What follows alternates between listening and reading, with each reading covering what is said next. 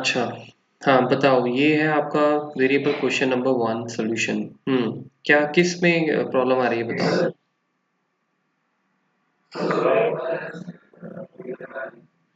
Create a macro called me which can call another macro called you from different module। Okay, तो इसमें तो question समझे आप? वैसे क्या क्वेश्चन है? एक मैक्रो बनाना है मी के नाम से, ये, और ये लेट्स से एक मॉड्यूल है, उसका नाम है मॉड्यूल 1। उसके बाद एक नया मॉड्यूल बनाओ, मॉड्यूल इंसर्ट करो और उसमें एक मैक्रो बनाओ यू। ठीक है, तो इसमें क्या प्रॉब्लम है? और फिर मी से यू को कॉल करना है, तो यहाँ पे लिख दो कॉल यू। बस एक चीज जो इसमें मुझे लग रहा है मैंने गड़बड़ की है, मी जो वर्ड है वो वीबीए का वर्ड है। ये मैं आपको बताऊंगा कहाँ यूज होता है, तो आप इसको डबल डबल ही कर दो, क्योंकि हो सकता है वो, हाँ एक मिनट, ये असाइनमेंट में मुझे ये, जैसे अब मैं सब मी करता हूँ गाइस, ये अलाउ नहीं करेगा। ठीक है, तो क्योंकि ये वीबीए का वर्ड है तो कोई बात नहीं, आप इसको मी डबल ही कर दो। ये हो गया, यहाँ पे कॉल कर दो कॉल यू, और दूसरे मॉड्यूल में आप बना लो, मैं फिलहाल यहीं पे बना देता हूँ, कोई फर्क तो पड़ेगा नहीं उससे, बिकॉज मॉड्यूल चाहे कोई भी हो, मैक्रो तो आप कॉल कर ही सकते हो। तो ये है आपका, बस वो मी गलत हो गया। Create a macro which can not be accessed by another macro with in the module, show the example. अच्छा, ये एक्चुअली हम ये कर रहे हैं कि कोई भी इसको कॉल ना कर सके। तो अगर आप किसी भी मैक्रो के पहले प्राइवेट लगा दोगे ना, ये मैंने आपको पहले नहीं बताया, तो वही बात है, पढ़ोगे तभी सम और क्वेश्चंस आएंगे, नहीं पढ़ोगे तो फिर आपको कोई भी ट्रेनर पूरा वीबी नहीं करा सकता, बिकॉज पूरा वीबी उसको भी नहीं आता होगा। बहुत कुछ है, कोई भी लैंग्वेज हो इनफैक्ट। अच्छा, अब देखो इसको कॉल करते हैं, कॉल किया, कॉल हो गया। अब यहाँ पे एक बड़ी इंपॉर्टेंट चीज मैं आपको बता रहा हूँ, प्राइवेट वैसे जनरली सारे पब्लिक होते हैं, पर हम लिखते नहीं क्योंकि बाय डिफॉल्ट होता है। यहाँ पे प्राइवेट जो है ना, क्योंकि एक ही मॉड्यूल में है, तो आप इसे प्राइवेट कर नहीं पाओगे। अगर मैं इसी मैक्रो को प्राइवेट, मतलब प्राइवेट वाला, इसको किसी और मॉड्यूल में ले जाके बनाऊं, यहाँ पे ऐसे, अब देखते हैं। ठीक है, ये देखो, कॉल नहीं होगा, वो कहेगा ये सब डिफाइन नहीं है, जबकि डिफाइंड आप जानते हो। तो बस एक प्राइवेट वर्ड लगाना होता है, तो वो फिर कॉल नहीं हो सकता। ठीक है, अगर मैं कॉल हटा दूंगा, प्राइवेट हटा दूंगा, तो आपको पता ही है फिर तो कॉल यहाँ से हो ही जाएगा, ये डन। ठीक है, अच्छा, और एक और चीज मुझे देखनी थी आपके यहाँ पे, मैंने देखा आपने क्वेश्चन नंबर 1 सॉल्व किया है, जो कि ठीक है, इसको रन करके देखते हैं जरा। टाइप मिसमैच, टाइप मिसमैच क्यों आ रहा है आपका ये? अच्छा, क्योंकि मैं दूसरी शीट पे हूँ और वहां पे रेंज B11 जो है वो ब्लैंक है, और ब्लैंक स्ट्रिंग डेटा टाइप में जा सकता है, इंटीजर में नहीं जा सकता। तो मुझे पहले क्वेश्चन नंबर 1 पे आना पड़ेगा। अब I will go and run this. ठीक है, तो ये भी एक अच्छी चीज है जो हमें अभी, मैं आपको बता देता हूँ कि देखो, हमने वैसे इसकी बात पहले भी की थी। यहाँ पे आप जब ये वैल्यू उठाते हो ना गाइस, अब ये A11 और B11 किसी भी शीट से उठा लेगा। म्यूट में जाओ, कोई म्यूट में नहीं है। अगर मैं इस शीट पे इसको रन करूंगा तो कोई प्रॉब्लम नहीं है। A11 में क्या है 200, B में क्या है 100, उठा लेगा। अब जैसे अभी आपसे बात करते हुए मैं क्वेश्चन नंबर 5 पे था, इस शीट पे था, क्या इस मैक्रो को आपने कहीं बताया है कि ये आई जो है क्वेश्चन नंबर 1 शीट से उठाना है? नहीं बताया ना आपने। तो इससे क्या होगा, इससे ये होगा कि अभी जैसे मैं इसको रन कर रहा था तो उसको A11 में क्या मिला, एम्प्टी। उसको यहाँ पे देखो B11 में, B11 ये है जहाँ पे आपने लिखा है क्रिएट अ मैक्रो, तो एक टेक्स्ट लिखा हुआ है तो वो टेक्स्ट अलाउ नहीं करेगा बिकॉज डेटा टाइप इंटीजर है। ठीक है। हाँ, तो अब इसमें आपकी मैच्योरिटी और आपकी खुद की एक सोच है। मैं बोल दूं शीट मेंशन करना है और आप बोलो आंखें बंद करके हाँ शीट ही मेंशन करेंगे, ये जरूरी नहीं है। अभी आप बिगनर लेवल पे हो इसीलिए बता रहा हूँ कि अगर ऐसी सिचुएशन से आप ओवरकम करना चाहते हो कि हमें रखना नहीं है प्रॉब्लम, हम किसी भी शीट पे हो, तो नेचुरल सी बात है आप शीट का नाम दे दो। शीट का नाम क्या है, Q1, ये कर दो। अब उसको पता लग जाएगा कि हमेशा मुझे Q1 से ही उठाना है। अब आप किसी भी शीट पे हो कोई दिक्कत नहीं आएगी, समझो इस बात को। अब मैं इसको रन करता हूँ, हो गया। अब ये D20 कहाँ प्रिंट करेगा पता है आपको, यहाँ पे कर देगा, क्योंकि आपने यहाँ फिर से शीट का रेफरेंस नहीं लिखा है तो आपको यहाँ पे भी लिखना पड़ेगा। और तरीका क्या है, जब ये रन होगा वैल्यू वहां प्रिंट हो चुकी होगी, आपको नहीं पता, जाना पड़ेगा वहां देखने। ठीक है, एक तो ये चीज है। आप किसी भी शीट में बैठे बैठे दूसरी शीट में वैल्यू प्रिंट करा सकते हो, ये कोई प्रॉब्लम नहीं है, ये कोई प्रॉब्लम नहीं है। ठीक है। दूसरा, जैसे आपने बोला शीट सिलेक्ट नहीं कराई, हाँ करा सकते हो। अगर शीट सिलेक्ट करा दी तो फिर शीट का नाम लिखने की जरूरत नहीं है रेंज के साथ, क्योंकि फिर तो उसको पता लग ही जाएगा ना। तो ये आपकी मर्जी है, क्योंकि अब जब मैं इसको रन करूंगा ये मुझे वहीं ले जाएगा, हालांकि मेरी ये वाली शीट नहीं अब शो होगी। तो अब A11 B11 सिंपल लिखने से काम चल जाएगा। तो ये भी एक सोल्यूशन है, समझे आप। दूसरी इंपॉर्टेंट चीज जो मैं आपको बता रहा था कि प्रैक्टिकली तो यही होता है कि अब ये आपने, मैं तो अभी इसको ऐसे रन कर रहा हूँ, प्रैक्टिकली तो अगर आप कोई मैक्रो बनाओगे तो ऑब्वियसली उसका बटन होगा, जैसे शायद यहाँ पे आपने बनाया बट इसको साइन नहीं किया। तो बटन पे जब आप रन करोगे तो उसके लिए तो आपको शीट पे आना ही होगा। तो उस केस में ना तो शीट सिलेक्ट करने की जरूरत पड़ेगी ना ये लिखना पड़ेगा, है ना। तो वो आप खुद देखिए किस तरह से हमारा काम हो रहा है। ठीक है। यूजर को आपने शॉर्टकट की दे दी फिर तो गड़बड़ है, क्योंकि शॉर्टकट की तो किसी भी शीट पे जाके प्रेस कर सकता है, तो फिर ये हम लिखना चाहेंगे। ओके। और इस शीट में कुछ डाउट है?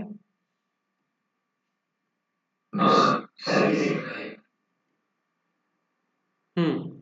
Create a macro which can sum these values in yellow cell and give us the output in decimal।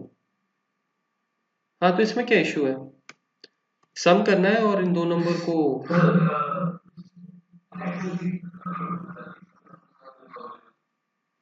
Excel sheet, इसको बंद कर दूं? आई थिंक आप समझ ही गए हो, मैं इसको डोंट सेव कर देता हूँ, ठीक है ना।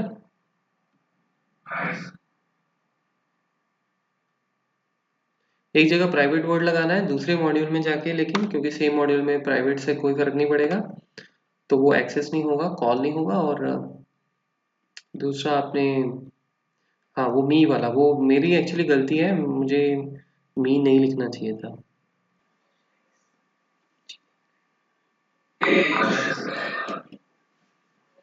Create a button, if I click it should select the top 50% of the data।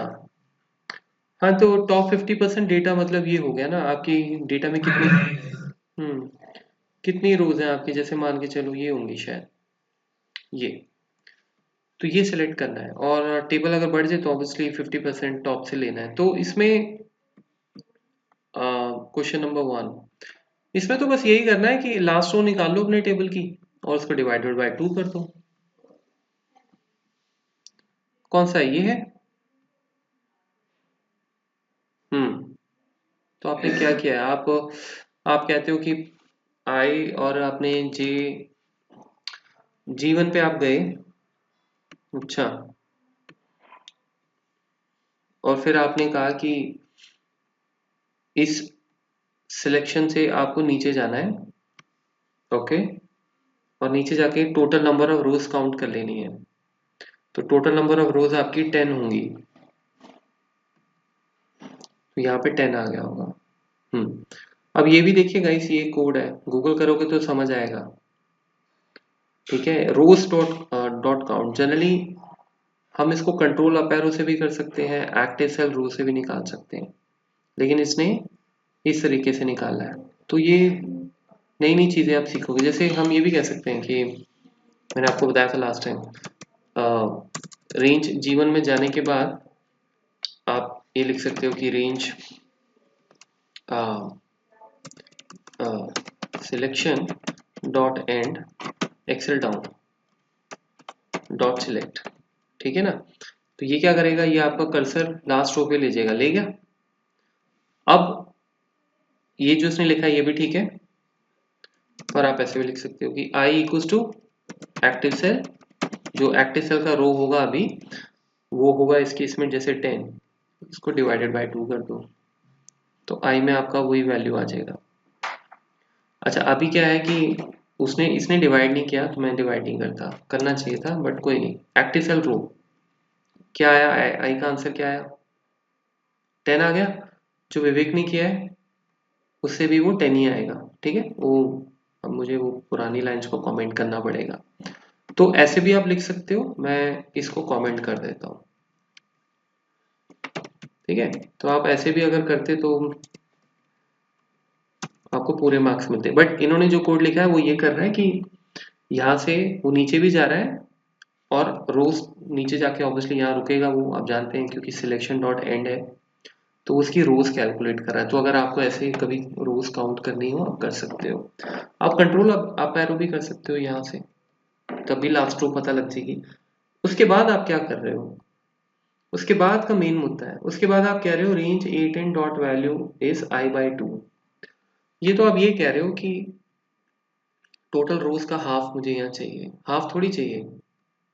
Create a button, if I click it should select the data, 50% data वो सिलेक्ट करे हमेशा, ये करना है। तो उसके लिए हमें इस लाइन की जरूरत नहीं है। अगर मैं आपको क्वेश्चन ये कहता कि आपको, या मे भी नीचे मैंने कहीं लिखा हो शायद, बट एनीवेज प्रिंट करना है टेबल का हाफ जो भी रोज है, तो ये सही था। हमें ये नहीं करना।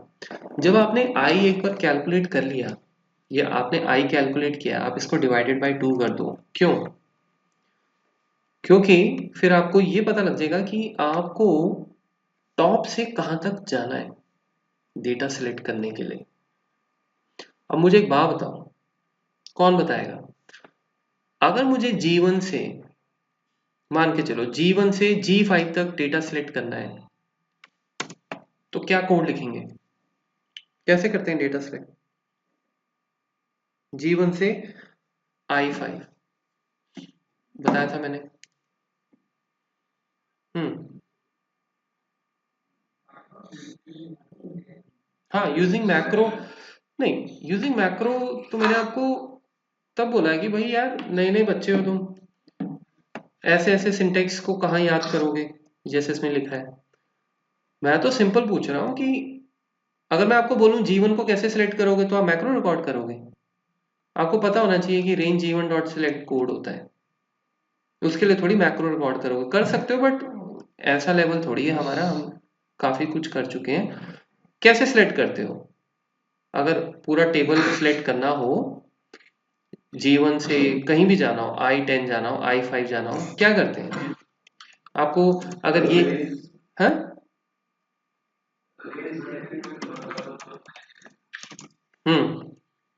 G1, कोलन, हाँ। अब मैक्रो रिकॉर्ड करना है तो आप कर लो, कोई बात नहीं, बट फिर ऐसा ना हो ना रिकॉर्डिंग करने लायक ही रह जाए हम, बिकॉज ये तो टिप्स पे होनी चाहिए चीज़ें, इसके लिए मैक्रो रिकॉर्ड नहीं करेंगे हम। ठीक है, ये हमारी शान के खिलाफ है। बेशक आप अभी नए नए हो, बट ये तो हमें पता होना चाहिए। अच्छा अब देखो, अब मुद्दा ये है कि ये I5 तो मैंने लिख दिया क्योंकि आई तक जाना है, बट अगर मैं टेबल बढ़ा दूंगा तो आप जानते हो कि 50% डेटा उठाना है। तो अगर 20 रोज हैं तो 20 रोज में मुझे सिर्फ 10 रोज चाहिए, तो ये तो 10 रोज तक जाएगा नहीं क्योंकि ये तो स्टैटिक है। तो इसको डायनेमिक, हाँ हाँ आ जाओ, इसको डायनेमिक कैसे करेंगे? अगर मैं एक्सेल में आपको बोलता हूं, ध्यान से समझो, कि यहां मुझे क्या प्रिंट करना है, G1 टू,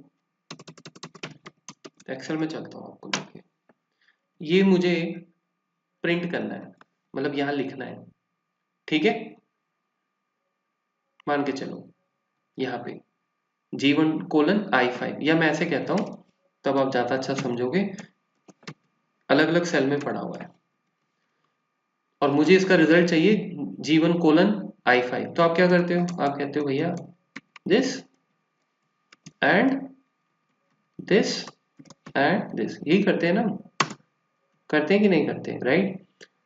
अच्छा, अब इसका फायदा क्या है, अगर मैंने I5 को कर दिया I50, तो आंसर चेंज होगा कि नहीं होगा, होगा, राइट।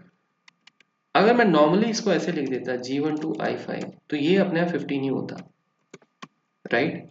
यानी कि मैंने फॉर्मूला लगा के इसको डायनामिक कर लिया, ये अपने आप चेंज हो जाएंगे अगर ये चेंज होंगे, तो ये एक तरह से वेरिएबल्स हैं। आपने लास्ट रो निकाल ली और उसको डिवाइडेड बाय 2 भी कर दिया, उससे हमेशा आपको ये पता लगता रहेगा कि लास्ट जो टेबल सेलेक्ट करना है उसकी रो कौन सी होगी। तो उसका फायदा तभी है जब आप इस आई को इस सिंटेक्स में यूज करो। ये आई क्या है, इसको अच्छा नाम दो, मैंने आपको बोला है अच्छे नाम देने हैं, एल रो, नाम अच्छे दो, एल रो, ठीक है। आपने एल रो जब निकाली, ये हमेशा आपको ये बताएगी क्योंकि 1 से तो जाना ही है, 1 से तो स्टार्ट करना ही है, तो G1 तो फिक्स है। ये I5 की जगह आपको कुछ ऐसा करना है कि ये I और 5 ये वाला इसके साथ ज्वाइन हो जाए, क्योंकि ये 5 कल को 10 भी हो सकता है, तो फिर ये आपका I10 हो जाएगा। तो कैसे करेंगे,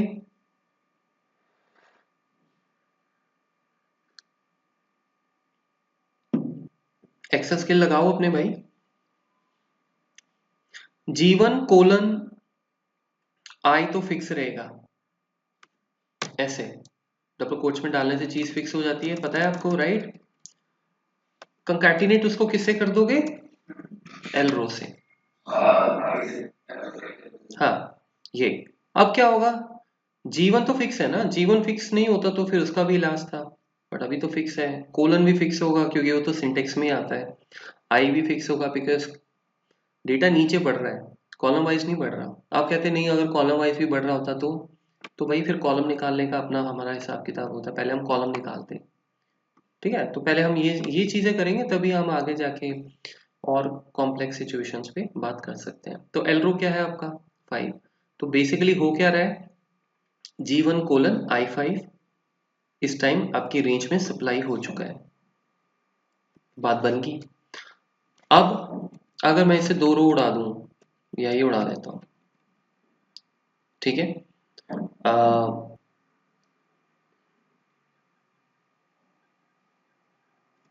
ये उड़ा देता हूं, टोटल रोज कितनी है 7, तो एक और रखते हैं, रुको, इवन है मान के चलते हैं, डिवाइडेड बाय 2 में इजी हो जाएगा ना हमें, नहीं तो वो राउंड अप कर देगा और क्या है। अच्छा 8/2 आपका 4 होता है, तो यानी अब ये सिलेक्शन होना चाहिए, होगा क्या, बिल्कुल होगा, क्यों नहीं होगा, वेरिएबल का यूज कर रहे हैं, समझ आ रहा है वेरिएबल्स का यूज।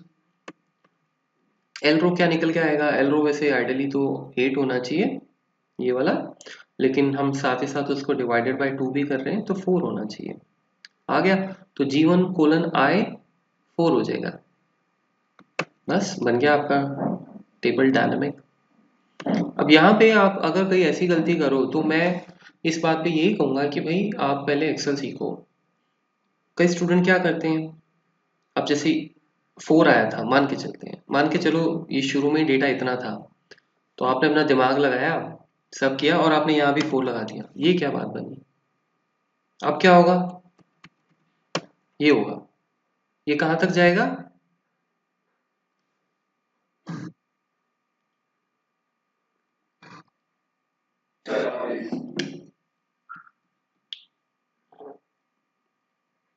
बिल्कुल सही। ठीक है, तो बेसिक गलतियां नहीं करनी जो एक्सेल से सीखने को मिलती हैं। अगर आप कंकैटिनेट भी नहीं कर पा रहे हो तो गलत बात है। ठीक है, सो ये है आपका, हमारा क्या कहते हैं, इस क्वेश्चन का जवाब। अब मैंने आपको इसमें एक और चीज बतानी थी, अ, आने वाले सेशन में बताता, बट अच्छा समय है। अब देखो, आपको ये कोड आपने रन किया, अभी मैंने कोड सब खत्म नहीं किया, मैं दोबारा करता हूँ इसको एक बार। आप समझ नहीं पा रहे हो कि क्या गड़बड़ हो रही है ना? क्या गड़बड़ हो रही है? अब ऑब्वियस सी बात है, इस लाइन को समझना इतना आसान भी नहीं है, क्योंकि ये वीबीए में है सारा कुछ। ठीक है, आप बेशक इसको देख रहे हो 4 और आप कह रहे हो यार 4 है तो सही आ रहा है, फिर क्या प्रॉब्लम है? आप इसको समझ नहीं पा रहे हो। लोकल वेरिएबल, मैंने आपको लोकल विंडो के बारे में मैंने आपको जानकारी दी थी। लोकल विंडो किया था ना हमने? तो लोकल विंडो में तो वेरिएबल आते हैं, ये तो सिंटेक्स है। कुछ ऐसा हो सकता है कि सिंटेक्स का आउटपुट क्या है वो मुझे पता लग जाए तो ज़्यादा अच्छा होगा। अगर मैं इस पूरे को सिलेक्ट करूं ऐसे, सिर्फ इसको सिलेक्ट नहीं करना, क्योंकि सिलेक्ट तो सेल सिलेक्ट कर रहा है। मैं सिर्फ ये देखना चाहता हूँ कि G1 I4 एलरो जब आपस में मिलें तो कुछ दे रहे हैं। तो अगर मैं इस पे राइट क्लिक करके इस पे एड वॉच डालूं, एड वॉच घड़ी डालनी है, ये ओके करता हूँ यहाँ पे, तो मैं ये देखने की कोशिश कर रहा हूँ कि क्या मुझे यहाँ पे वो देखने को मिलेगा जो मैं देखना चाहता हूँ, मतलब इसकी आउटपुट। क्योंकि रेंज कमांड है इसलिए मुझे देखने को नहीं मिल रहा है। ठीक है, अब मैं इसको एक बार यहाँ पे भी देख लूँ, कहीं हो सकता है आपके काम की चीज़ निकल आए जो मैं आपको बताना चाहता हूँ। नहीं, वो कंकैटिनेट वाला रिजल्ट मुझे नहीं मिल रहा है। चलो कोई बात नहीं, मैं काम करता हूँ, मैं फिर भी हटता नहीं हूँ, मैं ऐसे इसको सेलेक्ट करके देखता हूँ। मतलब मैं रेंज कमांड बीच में यूज नहीं कर रहा, मैं कह रहा हूँ यार G1:I का मुझे रिजल्ट बता दो। देखा आपने? दिख रहा है कि नहीं? G1:I44, आपको पता लग गया ये मिस्टेक हो रही है।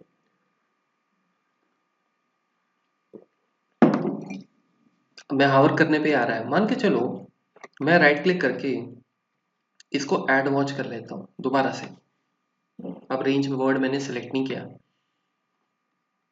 ये दिखा रहा है कि नहीं दिखा रहा? इसको भूल जाओ, ये पुरानी कमांड थी, इसको डिलीट कर दो। ये देखो, अब यहां से मैं ये चेक कर सकता हूं कि मैं क्या गड़बड़ कर रहा था। तो देखो, इस चीज को समझो, ये क्या कर रहा है। पहले तो एड वॉच क्या है? एड वॉच एक आपके पास और डीबगिंग टूल है, इसको हम डीबगिंग टूल कहते हैं, आगे कवर करता मैं इसको।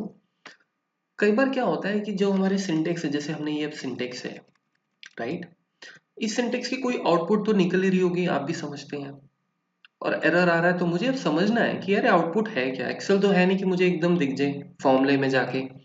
तो वो वीबीए बोलता है कोई बात नहीं, लोकल विंडो तो इसमें काम नहीं आएगी क्योंकि ये कोई वेरिएबल तो है नहीं। एलरो वेरिएबल है पर ये पूरा सिंटेक्स वेरिएबल नहीं है ना। एलरो तो मुझे पता ही है क्या है, मुझे तो इस सिंटेक्स के बारे में जानकारी लेनी है कि यार यहाँ पे कुछ गड़बड़ हो रही है। तो मैं इसको राइट क्लिक करके ऐड वॉच कर सकता हूँ, तो मुझे पता लग जाएगा। ठीक है, तो इस तरीके से आप ऐड वॉच का यूज कर सकते हैं। सिंटेक्स का कोई ऐसा सिंटेक्स जो कोई वैल्यू रिटर्न कर रहा है, सिर्फ वही वाला सिंटेक्स जो वैल्यू रिटर्न कर रहा है, हम वो चेक कर सकते हैं कि उसकी क्या वैल्यू है। तो वॉच विंडो एक अच्छी चीज है। वैसे आपने देखा कि हावर करने से भी आ गया था। अगर मैं इस पे थोड़ी देर हावर करता हूँ, सॉरी अभी नहीं आ रहा क्योंकि ये कोट्स रह गया, क्योंकि सिंटेक्स तो पूरा यहाँ से स्टार्ट होगा ना, कोड से, यहाँ से, तभी तो वो उसको G1 को एज अ टेक्स्ट काउंट करेगा। तो हावर करके भी हम देख सकते हैं ये। ठीक है, अब ये हावर वाला भी मैंने आपको याद है ऑप्शन एक्सप्लिसिट की बात की थी। ये हावर वाला पता क्यों आता है? मतलब जब मैं माउस यहाँ लेके जाता हूँ आपको ये दिख जाती हैं चीजें, जो कि अच्छी बात है।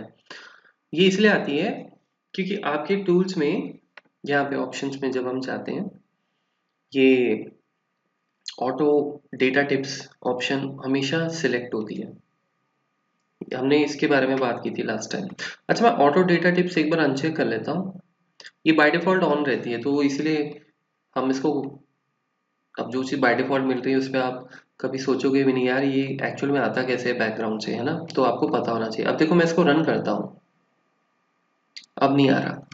हो सकता है कोई बंदा आपके पास आ जाए आपका नाम सुन के कि भाई बड़ा कुछ आता है इस बंदे को, वो आपको बोले यार ये मेरे पास क्यों नहीं आती ये ऑप्शन, है ना।